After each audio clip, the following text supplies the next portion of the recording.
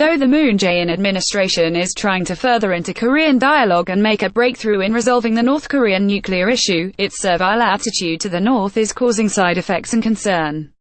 The government reportedly told prominent North Korean defector Thae Yong-ho and others to refrain from criticizing the North during the Winter Olympics. Seoul will also tone down celebrations of the delivery of new fighter jets from the US. On January 18, the government did not give the go-ahead to a request from a U.S. nuclear-powered submarine to stop at Busan as a port of call. It is said to have suggested a lower-key Jinhae naval base, but the sub instead diverted to a U.S. base in Japan. A day earlier, the government stoked international controversy by proposing to the North to celebrate the eve of the Olympics at the North's Kumgangsan mountain and hold a joint training session at its Masikryong ski resort. The two places in North Korea are appropriate for its peace offensive or the propaganda of its achievements. The North last Sunday delayed an advance team's visit to the South without explaining why. And yet the South expressed no regrets. Rather, it expressed bitterness against news media's critical reports of inter-Korean talks in North Korea. National Intelligence Service agents blocked reporters from flocking to Hyon Song-wol, the leader of the team, to ask her questions, saying, "She may feel ill at ease. Don't ask her questions over and over." Media were kept away from all the venues as the team inspected, except for a few places where any pedestrian could catch a glimpse of them. The government released official video footage of her, but her voice was edited out reportedly at the request of the North. The South certainly tried to treat her and her team generously, but it is questionable if the government has put as much effort into obtaining the whereabouts of 6 South Koreans detained in the North.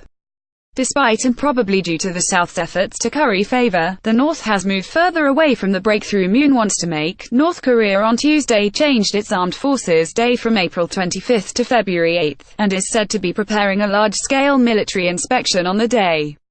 February 8 is a day before the opening of the Pyeongchang Olympics. Kim's intention is clear. He will use the military review to stake the nation's claim as a nuclear state.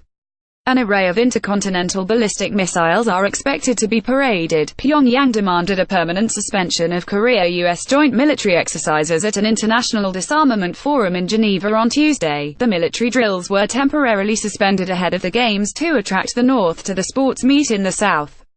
Pyongyang is making bolder demands. Another serious problem for the South is the concern of allies about the North's moves. The inter-Korean accords for its Olympic participation are raising tension in the alliance, showing signs of division among them. U.S. Vice President Mike Pence, due to attend the Winter Olympics to cheer on the U.S. team, reportedly plans to try to counter Kim Jong-un's effort to hijack the Games with a propaganda campaign.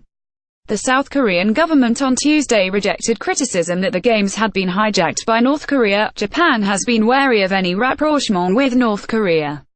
Japanese Prime Minister Shinzo Abe, who announced he will be attending the Games opening ceremony, will discuss maximizing pressure on the North with Moon during his visit to South Korea.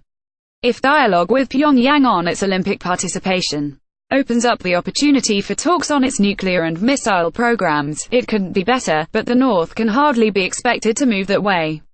Moon must not forget that the sanctions forced Kim to offer dialogue. The government must avoid emboldening Kim while weakening the sanctions and its alliances.